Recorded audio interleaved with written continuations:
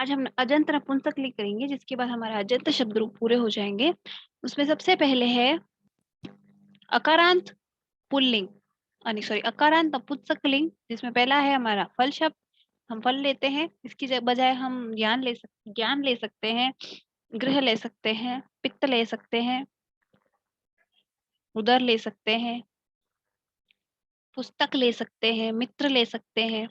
ये सब कुछ नपुंसक लिंग में काउंट होते हैं इस वजह से। और इनके शब्द रूप के अंदर और एक अकारांत पुल्लिंग शब्द रूप के अंदर सिर्फ इतना डिफरेंस होता है कि इनकी प्रथमा और द्वितीय विभक्ति अलग अलग होती है। बाकी लगे तृतीया से लगा के संबोधन तक सभी अकारांत पुल्लिंग के समान ही है, क्योंकि वहां कोई नया नियम नहीं लगता है नपुंसक लिंग में। और वहां पर भी हम अगर देखेंगे तो प्रथमा और द्वितीय विभक्ति के अंदर ही जो सूत्र थे उन्हीं के अंदर पुल्लिंग हो तो ये होता है, नपुंसक लिंग हो तो ये नहीं होता है। इस तरह के आदेश थे। तो हम उठाते हैं सबसे पहले किसे, फल को। फल के प्रथमा एक वचन का सूत्र लगता है सु और द्वितीय एक वचन का सूत्र लगता है अम। हमारा पहला सूत्र कहता है अतोम, यानी नपुंसक लिंग के अदंत अंग के परे। अदंत अंग फल है अकारांत पुल्लिंग, सॉरी अकारांत नपुंसक लिंग। ये कह रहा है कि नपुंसक लिंग में अकारांत नपुंसक लिंग हो तो उसके पीछे के सु और अम दोनों की जगह पे अम हो जाता है।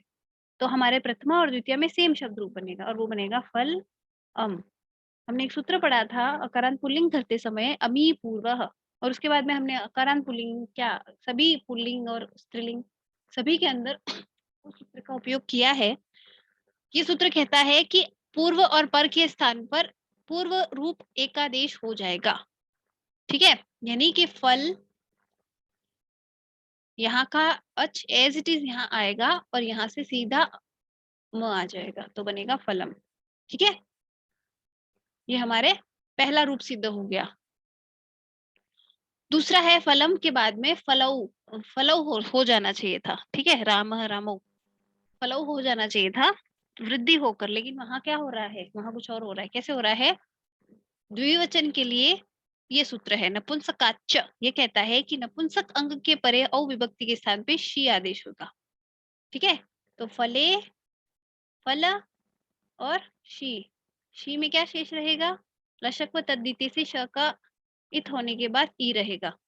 ठीक है, यहाँ अ है और ई है, गुण आदेश होके बन जाएगा फले। तो द्वितीय विभक्ति और प्रथमा विभक्ति दोनों के द्विवचन में फले रूप बनेगा। प्रथमा और द्वितीय दोनों के एक वचन में फलम, दोनों के द्विवचन में फले, और दोनों के बहुवचन में क्या बनेगा, दोनों का बहुवचन भी सेम होता है यस्येति च।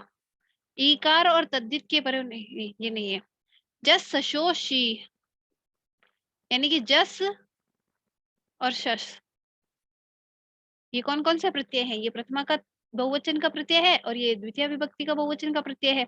इन दोनों के स्थान पर इन्होंने शी आदेश किया है। ये शी ये नहीं है, ये शी ऐसा है,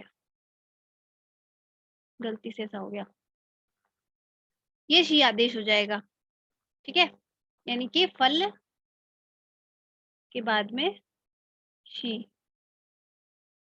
अब ये शी है, इसको सर्वनाम स्थान संज्ञक शी सर्वनाम स्थान से, और फिर उसके बाद नपुंसकस्य झलचः, सर्वनाम स्थान के पर रहने पर नपुंसक लिंग में विद्यमान जलंत और अजंत शब्दों को नुम का आगम होता है। किन शब्दों को, जलंत और अजंत। ये कैसा है, जलंत तो ये नहीं है लेकिन ये अजंत है, तो इसको नुम का आगम होगा। फल पीछे है ई, यहाँ नुम का आगम हो रहा है, वो कहाँ लगेगा, तो यहाँ किस किस की इत हो रही है, नुम में ऊ की और म की, क्योंकि ऊ भी इसमें अनुनासिक होता है। ठीक है, पीछे बचता है न, और इसे हम मित कह सकते हैं। यहाँ एक सूत्र कहता है मिदचोन्त्यात् परः, यानी कि मित हो जो आगम, जिसमें म की इत संज्ञा हुई हो, वो अंतिम अच में लगेगा। अब फल, अब ये आगम किसको हो रहा है, ये आगम हो रहा है जलंत और अजंत शब्दों को। यहाँ कौन है, फल, फल को ये आगम होगा। फल में अंतिम अच कौन है, अंतिम अच है ये ल के अंदर का अ, तो इसे ये आगम होगा तो ये यहाँ जुड़ेगा। ठीक है, यहाँ जुड़ने की वजह से ये इसमें जुड़ेगा, ये बनेगा फलनी। फिर हमने एक सूत्र पढ़ा था अलो अंत्यात पूर्व उपधा, पढ़ा था पितरऊ के अंदर, सॉरी कर्तारऊ के अंदर। तो उसके कारण इसको हो जाएगा उपधा को दीर्घ होके फलाने। उपधा ये कैसे है, वो ऐसे है, ये था फलन और पीछे था ई, ठीक है। और ये फलन क्यों था, क्योंकि ये जो नुम का आगम है ये हमें फल को किया था, प्रत्यय में नहीं किया था। उपधा क्या होता है, इससे पहले वाला अच, न से पहले का अच क्या है, अ, इस अ को दीर्घ होने के कारण बनेगा फलान, ठीक है। तो बहुवचन में दोनों स्थानों पर बन जाएगा फलानी। फलम, फले, फलानी, फलम, फले, फलानी। उसके अतिरिक्त बाकी सारे रूप फलेन, फलाभ्याम, फलेयः, बिल्कुल वैसे ही है जैसे अकारांत पुल्लिंग के रूप चले थे। मुझे नहीं लगता दोबारा इसकी सिद्धि की आवश्यकता है, और अगर किसी को रिवाइज करना है तो दोबारा वीडियो देख लेना, मैंने उन्हें अच्छी तरह से वीडियो में दोबारा रिकॉर्ड किया था,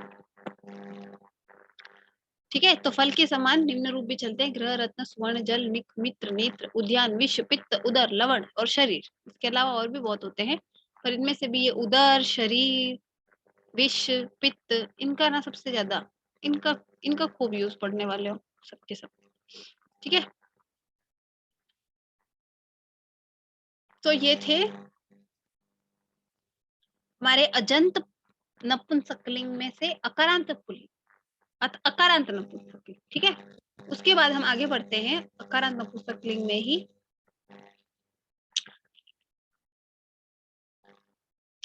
अभी हम आएंगे इकारांत, इकारांत नपुंसकलिंग। यहाँ ध्यान देने वाली बात यह है कि ये जो है ना तृतीया से लगा के अष्टमी तक, ये कोई भी नपुंसकलिंग हो सब में सेम ही है, फर्क सिर्फ इन दो विभक्तियों में ही पड़ेगा, ठीक है। नपुंसक से परे सु और अम को लुक हो जाता है, लुक होने के कारण ये दोनों एज इट इज रहेंगे, ना कोई विसर्ग लग रहा है ना और कुछ हो रहा है। वहां अम हो रहा था, यहाँ लुक हो रहा है। लोप और लुक में एक फर्क होता है।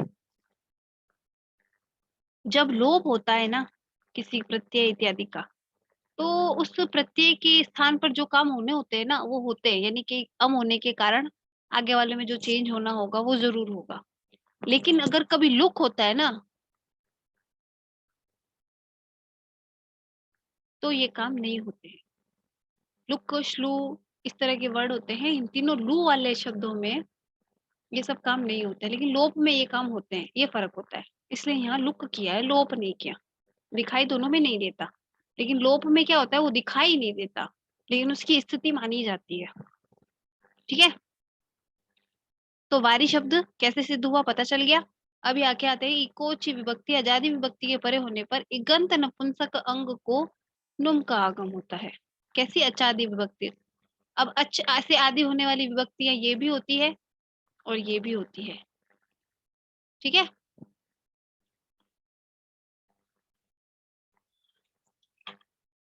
और ये जो हमने सूत्र पढ़े थे क्या, जस और शश को ये शी आदेश, वो सभी नपुंसक लिंगों में थे, सिर्फ अजंत नहीं थे। और दूसरा क्या पढ़ा था हमने, नपुंसकाच, यहाँ पर भी नपुंसक था, अजंत नहीं था। यानी कि ये जो शी आदेश और ये शी आदेश है, ये दोनों के दोनों यहाँ पर भी होंगे। तो यहाँ क्या था, शी, तो यहाँ क्या था, शी, ठीक है। तो अभी इनको देख लेंगे, वारी, फिर शी का क्या बचेगा, ई, और यहाँ ये क्या है, अज से स्टार्ट है, इगंत है, ये इगंत है। अब इगंत के अंदर क्या बचता है, अयूण रील रिक, इगंत में सिर्फ अ बचता है, उसके अलावा बाकी सारे व्रस्व आ जाते हैं, आ जाते हैं, यानी कि सभी। ए और ओ में जो हमारे एच है, एच प्रत्याहार है, उसके अतिरिक्त बाकी सारे अजंत इसमें काउंट हो जाते हैं, और अ और एच प्रत्याहार, उसके अतिरिक्त जितने भी होंगे, निवारी होगा चाहे मधु होगा, उन सब के अंदर ये वाला सूत्र लगेगा। तो ये क्या कह रहे हैं, गंत नपुंसक अंग को नुम का आगम होगा, यानी इस वारी को नुम का आगम होगा, मित है इस वजह से यहाँ होगा वारी, ठीक है। आजादी विभक्ति, ये आजादी है, यच है, ई, इसी तरह से यहाँ क्या है, वारी, और यहाँ ई ह्रस्व है, इतना ही फर्क है। यहाँ दीर्घ है, यहाँ ह्रस्व है। शी का आगम दोनों को हुआ, शी का आदेश दोनों को हुआ था। यहाँ दीर्घ था, यहाँ ह्रस्व था, बिल्कुल वैसे। तो यहाँ पर भी नुम का आगम होगा, बिल्कुल ऐसे कैसे। तो वारिन ई और वारिन ई, अब इन दोनों में ये जुड़ जाएंगे, ठीक है। तो ये हो जाएगा वारिनी और ये हो जाएगा वारिनी। इसकी उपधा को हम दीर्घ करने वाले हैं, जैसे हमने फलानी में किया था। तो ये हो जाएगा वारिनी और ये ऐसा ही रहेगा। अभी ये जो न है, इनको हमने अटकुपांग नुम व्यवाय भी पढ़ा था। जो क्या कर रहा था, रामायण के न को न कर रहा था, रामायण में न कर रहा था, वही का वही यहाँ पर भी करेगा। क्यों, क्योंकि यहाँ र आ रहा है। तो ये हो जाएगा वारिणी और ये हो जाएगा वारिणी, ठीक है। इस तरह से वारी, वारिणी और वारिणी, वारी, वारिणी, वारिणी। इस तरह से ये दो विभक्तियां हो गई। बाकी वाली वैसे भी पुल्लिंग के जैसे चल रही है। ये समझ आ गया?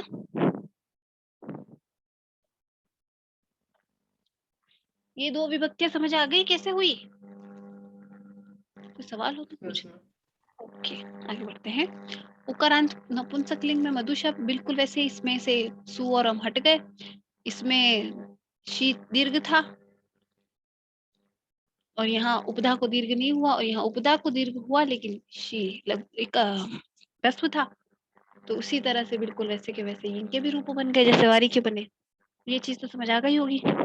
मैं ये तो भी बता देना, मैं दोबारा मधु के भी बना दूंगी। इसके अलावा बाकी जो है वो कैसे हैं। अब यहाँ र और श का प्रयोग नहीं हुआ है, इस वजह से न ऐसा ही रह रहा है, उसको न आदेश नहीं हो रहा। अटकुप्यंग नुम व्यवायपी का यूज नहीं कर सकते हम। ये ध्यान रखना, ठीक है। तो नीक अगर किसी को में तो ध्यान में रखना। फिर पूर्व शब्द, सर्व शब्द पढ़े थे हमने। यहाँ बिल्कुल वैसे ही है। क्या, तृतीया से सप्तमी तक सर्व शब्द की तरह। अकारांत नपुंसकलिंग पढ़ रहे हैं हम। अकारांत नपुंसकलिंग कैसे, सर्वनाम शब्द, ठीक है। तो ये पूर्व है जो सर्वनाम शब्द है, लेकिन नपुंसकलिंग है। तो पुल्लिंग की तरह इसके तृतीय और सप्तमी तक के रूप चलेंगे। फर्क कहाँ पड़ेगा, फर्क पड़ेगा प्रथमा और द्वितीय में। वो फल की तरह पूर्वम पूर्व पूर्वाणी, पूर्वम पूर्व पूर्वाणी। इस तरह से हम आज अजंत नपुंसकलिंग कंप्लीट करते हैं, ठीक है। अभी अगर पूरे अजंत शब्द रूपों में से कोई भी सवाल हो, कोई भी ऐसी हो बात, तो मुझसे पूछ ले। मैं एक बार इसकी पीडीएफ स्टार्ट से लगा देती हूँ ताकि एक बार रिवाइज करा दूं। हमारे षडलिंग प्रकरण में 6 लिंग हैं, अजंत पुल्लिंग, अजंत स्त्रीलिंग और अजंत नपुंसकलिंग, जिनमें से हम कर चुके हैं। और हलंत पुल्लिंग, हलंत स्त्रीलिंग और हलंत नपुंसकलिंग हमें करना बाकी है। इसमें हम ज्यादा टाइम नहीं लगाएंगे, ठीक है। ये वो सूत्र है जो स्मोजस नामक जो ये सूत्र था, इसका उपयोग किसी शब्द के पीछे करता है। ये वही प्रातिपदिक संज्ञा, फिर से करते हैं, ये दोनों प्रातिपदिक संज्ञा करते हैं। और ये आप प्रातिपदिक के पीछे इन सूत्रों का लाने वाले ये 3 सूत्र हैं। यहाँ प्रातिपदिका, प्रत्यय, परश्च। और ये सूत्र है स्मोर्जस, मोर्चस्ट, ब्याम्बिस, ये ब्याम्बस, कसी ब्याम्बस, गसोसाम, योसुप। इन्हें सभी के सभी लोग याद कर लेना। इनके साथ साथ वो भी याद कर लेना कि यहाँ इत होने के बाद क्या रहेगा, ठीक है। जब भी इनको क्या करना कि एक पेपर पे लिखना, ऐसी टेबल बना के, और हर पेपर में ये वाला कॉलम है ना, ये डबल रखना। यहाँ सिर्फ स आएगा, यहाँ सिर्फ औ आएगा, यहाँ सिर्फ अस आएगा, ठीक है। ऐसे काम कर लेना। ये याद रखना इसलिए जरूरी होता है क्योंकि वह जो दूसरे आदेश हो रहे हैं ना, जैसे अभी शी और शी किए थे, वो इन्हें हो रहे थे। जस और शस को जस शस ऐसे लिखा था सूत्र, इस वजह से इनको बना। सुपा से इन तीनों की एक वचन, द्विवचन, बहुवचन संख्या होती है। द्विवचन, एक वचन और बहुशु बहुवचन, ये तीनों जो एक है उनको एक वचन, जो दो है उनको द्विवचन, और जो उससे ज्यादा है, उनको बहुवचन सूत्र प्रोवाइड करा रहे हैं। सरूपाणाम एक से विभक्त, जो एक जैसे हैं उनके ऊपर एक ही विभक्ति लगेगी। फिर यहाँ से हमारा जंत पुल्लिंग शुरू हो रहा था। प्रथमयो पूर्व सवर्ण, अक प्रत्याहार से परे प्रथम और द्वितीय के अच हो तो पूर्व सवर्ण दीर्घ आदेश। अब इसमें भी यहाँ इसको ना दीजिए से निषेध हो रहा था, जिस वजह से ये अकारांत पुल्लिंग में नहीं लगा था, लेकिन ये हमारे इकारांत उकारांत इनमें लगा था। फिर एक वचन संबुद्धि, ये जो हमारा हे राम है उसके पीछे का विसर्ग हटाने का काम कर रहा था। क्यों? क्योंकि वहां एक वचन संबुद्धि संज्ञा हो रहा था और उस संबुद्धि संज्ञा होने की वजह से उसका का लोप हो रहा था। ठीक है। यस्मात् प्रत्यय विधि सदादि प्रत्यय, ये अंगम, ये अंग संज्ञा करता है। इंग रस्वात संबुद्धि, ये संबुद्धि के हल का लोप करता है। जो स का लोप इसकी वजह से हो रहा था और उसकी संबुद्धि संज्ञा इसकी वजह से हो रही थी। इसी वजह से आपने देखा होगा कि हमने जितने भी संबुद्धि वाले सूत्र लगाए हैं, इसके बाद जितने भी शब्द रूपों में, वो सारे एक वचन में ही लगाए, क्योंकि सिर्फ उसी की संबुद्धि संज्ञा हो रही है। बाकी के दोनों संबोधन द्विवचन और बहुवचन की नहीं होती है। अमी पूर्व जो मैंने अभी बताया था, अक से परे अम में विद्यमान अच हो तो पूर्व और पर के स्थान पे एक पूर्व रूप आदेश होता है। इसको हम पूर्व रूप एकादेश लिख सकते हैं, एक पूर्व रूप आदेश लिख सकते हैं। ठीक है। तो आगे वाला पीछे वाला दोनों की जगह सिर्फ आगे वाला होगा। पीछे वाला अ का जो ये अ है, अम का जो ये अ है, इसका यहाँ कोई यूज नहीं है। तस्मात छसो न पुंसी, पुल्लिंग में पूर्व सवर्ण के बाद इसी शस को नकार आदेश होता है, जिसकी वजह से रामान बनता है। सिर्फ पुल्लिंग में, तो रामान, हरिन, गुरुन सब में ये हो रहा है। ठीक है। पितृन भी हो रहा है, पितृन में भी यही हो रहा है, लेकिन मातृन में भी यही हो रहा है, वो पुल्लिंग नहीं होते हुए भी। ये चीज ध्यान में रखना। मातृ शब्द ऐसा है जो पुल्लिंग नहीं है, फिर भी वहां ये हो रहा है। फिर है अटकुपंग वाई, मैंने अभी बताया था। व्यवहार किसका होना चाहिए? अट, क वर्ग, प वर्ग, आंग और नुम का। और वर्ड में क्या होने जरूरी है? रेफ और शकार। जब तक ये नहीं है ना, इन सबको सोचने का कोई मतलब ही नहीं है। फिर है पदांत तस्य, पदांत नकार को नकार कब नहीं होता? जब पदांत हो, जैसे रामान का रामान, इसके नकार को नकार नहीं होता क्योंकि ये पदांत है। गसी कसामिनात स्या, टाक को, गसी को और गस को, इन आत और स्या होना, सुपी च तो अतो बीस एस, ये बीस को एस कर रहा था, जिस वजह से सिर्फ अकारांत पुल्लिंग में रामा भी की जगह राम ही बनता है, उसके अलावा सब जगह भी लगता है। तो इस तरह से ये सारे सूत्र हैं, ये सारों का तो कराऊं क्या रिवीजन? फिर न्याय, यह न्याय को यह का आदेश, रामाय बहुवचने जलिए, जिसकी वजह से एकार आदेश, तो रामे बिह ओसिच से एकार आदेश, इस वजह से रामयोह। क्यों? क्योंकि वो अय जो आदेश हुआ है अयादि, उस ए के कारण हुआ है, जो ये इस ए के कारण बाद में ओस आने पे अयादि आदेश होता है, तो रामयोस बनता है और रामयो हो जाता है। ह्रस्व नदिया पुनः रामाणाम में जो न आ रहा है, वो नुट के आगम के कारण आता है, और पीछे नाम होने की वजह से राम के म म के आकार को दीर्घ आदेश होकर रामा नाम बनता है। आदेश प्रत्यय ये स को श में बदलता है, सुप के। ठीक है। से ये सिद्ध सारे। फिर सर्वादिनी सर्वनामनी, सर्वनाम संज्ञा करने का, जैसा शी, जस खुशी आदेश, सर्वनाम अस्मय न्याय को उसमें ngसी गयो स्मार्ट मिनो। और इन्हीं की वजह से अभी जो हमने पूर्व शब्द पढ़े थे, उसके अंदर ये चेंजेस आ रहे थे। अमी सर्वनाम सुट, उनमें यहाँ पर सुट का आगम होता है, सब में नुट था। जो संज्ञा है उन सब में नुट का आगम है, और जो सर्वनाम है उन सब में सुट का आगम है। इसलिए जहाँ सर्वेशाम सर्वनाम है, वहां सर्वेशाम ऐसी तरह के आएंगे, सा आएगा पीछे। और वहीं अगर संज्ञा है तो वहां नुट का आगम होने के कारण नाम आता है। ठीक है। अभी जैसी च, ये क्या कर रहा है? गुण का आदेश। तो वो हरि में भी हो रहा है और गुरु में भी हो रहा है, और हमारे यहाँ व्याधि में भी हो रहा है और वायु में भी हो रहा है। शेष ज्ञ सखी घी संज्ञा करता है, नांग और स्त्रियाम घी संज्ञा स्त्रीलिंग नहीं होने पर टा को ना आदेश करता है, जैसे हरिणा गुरुना बनते हैं। घेर नीति, ये घी संज्ञा को गुणादेश करता है अगर नित्य सुख परे हो तो। नसी गसोश्च, को पूर्व रूपादेश अच्छ घे जिसकी वजह से हमारी ये व्याधि और वायु ये दोनों रूप सिद्ध होते हैं। ठीक है। ये था हमारा अजंत पुल्लिंग मोस्ट ऑफ। इसके बाद अजंत पुल्लिंग में फिर ये लास्ट रित बचता है, जिसमें काफी सूत्र सेम लगते हैं। उसके बाद हमारा स्त्रीलिंग स्टार्ट हो जाता है। स्त्रीलिंग हमने कल ही किया है। एक बार दोबारा रीडिंग लगाओ तो सब इजी लगेगा, और अगर फिर भी कुछ लगे टफ तो एक बार क्लासेस दोबारा देख लेना। देखो, पूर्वस्मयी, पूर्वस्मात् और पूर्वस्य। स्मात् स्मिनो, स्मात् स्मिनो, है ना, इस तरह से। तो ये हमारे अजंत शब्द रूप थे। सारे नहीं है ये उतने ही हैं जितने हमारे काम के हैं, वरना अजंत शब्द रूप खूब होते हैं। तो अगर समझ में ना आए सिद्धि तो शब्द रूप तो याद कर ही लेना। आज हमारे अजंत शब्द रूप पूरे हो गए, कल से हम हलंत स्टार्ट करेंगे। ठीक है। अब किसी को इनमें कोई सवाल है तो पूछ सकता है।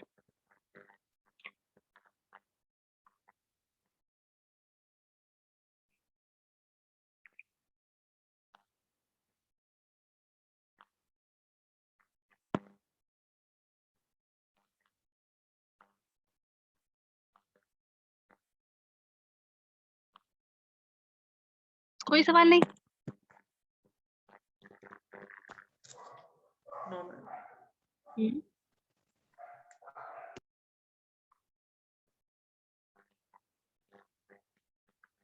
ओके, ठीक है।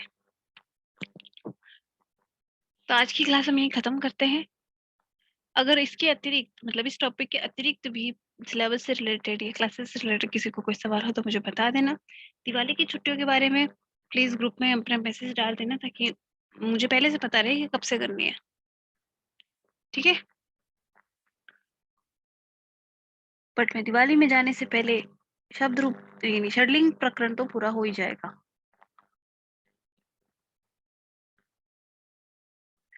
ठीक है, फिर आज की क्लास हम यही खत्म करते हैं। Good night. इन्हें प्लीज एक बार दोबारा पढ़ लेना, कल से हम हलन शुरू करेंगे।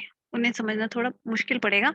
वहां हमें क्या करना है कि ये जो जस के शेष रहने वाले रूप है, इनको कल मैं टेबल फॉर्म में लिख के उसमें उस पीडीएफ में रखूंगी। क्यों? क्योंकि उसको उसके अंदर सीधे वो लगते हैं कुछ एक शब्द रूपों में। कहीं कहीं पर ही जो अंतिम शब्द होता है उसमें चेंजेस आ जाते हैं, या फिर कहीं कोई नया आदेश आगम आ जाता है, उसके अलावा नहीं होता है। हम्म षडलिंग के क्वेश्चन मैंने बताया ना, कोई किसी की विभक्ति वचन पूछ लेंगे या कोई पूरी विभक्ति पूछ सकते हैं, पहला ये। दूसरा, षडलिंग का यूज हमारे कारक और अनुवाद जो है उन्हें समझने में होगा। जिसे षडलिंग नहीं आता होगा वो ये चीजें नहीं कर सकता। विभक्ति कैसे पूछेंगे? सीधा सीधा बोल दिया कि राम शब्द की तृतीय विभक्ति बहुवचन का शुद्ध रूप क्या बनेगा, तो हमें आंसर लिखना है रामेयः। ऐसा सवाल आता है यूजुअली, सिंपलेस्ट। कभी कभी पूरी विभक्ति पूछ सकते हैं। मान लो कि वायु शब्द की सब षष्ठी विभक्ति पूरी की पूरी लिखो। ठीक है, वायु शब्द की तो षष्ठी विभक्ति पूरी की पूरी लिखनी होगी। ठीक है, इसमें होती है वायु, वायु, वायु नाम, यही होती है।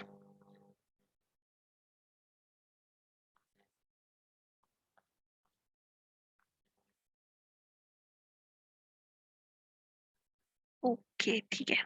और कोई सवाल? बाकी एक बात, दिवाली से वापस आते ही ना मैं एक बार पेपर दिखा दूंगी, कोई एक पेपर उठा के, कि प्रश्न किस तरह से आते हैं अब तक में जो टॉपिक बने हैं उनके। क्योंकि इनका है ना मेन खास यूज, इन्हें समझना इसलिए जरूरी है या इन्हें याद रखना इसलिए जरूरी है कि एक तो ये सवाल डायरेक्ट आते हैं। जो दूसरा, अगर हमें किसी में करेक्शन करना है, सेंटेंस लिखा है और करेक्शन वाला है, और वहाँ करेक्शन हमें कैसे पता चलेगा जब हमें यही पता नहीं चल रहा कि यहाँ कौन सी विभक्ति आनी थी और कौन सी लिखी हुई है। अगर हम पहचान ही नहीं पा रहे कि वायु शब्द की सप्तमी विभक्ति एकवचन क्या होता है, जब हमें यही नहीं पता तो हम ये कैसे पता करेंगे कि वहाँ सप्तमी एकवचन है कि नहीं है? हम कारक तभी चेक कर पाएंगे जब हमें स्त्रीलिंग पता हो, और हमें अनुवाद और शुद्धिकरण दोनों में कारक पता होना चाहिए। ठीक है, बाकी मैं सवाल कराऊंगी ना, उससे पता चल जाएगा कि कितना काम आएगा। ठीक है, और कारक की ना विभक्तिर था कि मैं एक शॉर्ट पीडीएफ डाल दूंगी, वो बहुत लंबी है, सारे सूत्र काम के नहीं है उसके, जो मेन मेन सूत्र है उनके साथ नई पीडीएफ बना के दूंगी, वो पढ़ना उसको। ठीक है,